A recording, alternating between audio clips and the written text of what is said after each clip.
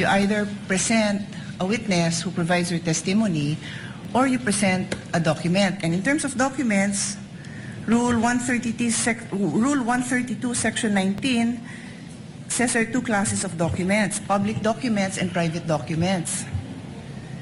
Included in public documents are documents acknowledged before a notary public. Yung pinakitang document is not acknowledged by a notary public. Pwede naman din ang private documents, that's the other class.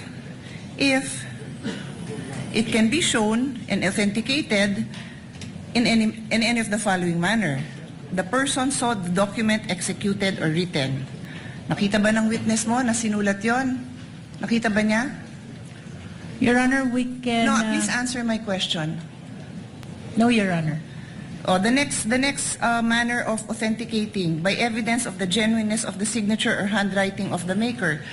The defense said ni walang original signature doon.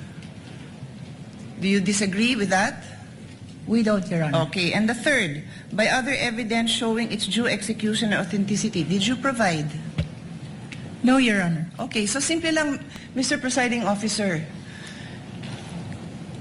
They're trying to prove something by showing a document that any law student, even yung mga kababayan natin na nakikinig na ngayon na ang dami ng alam sa procedure, will tell you na hindi acceptable yon. And with all due respect, katulad din nung kahapon na humingi ako ng payo sa inyo, again, I will not name names, we had a discussion in caucus na you cannot unsee what you see. You cannot unhear what you hear. So pinalabas yun. Wala akong problema na palabasin yun, pero do your job and present the proper witness and the proper documentation to do that. Do your job.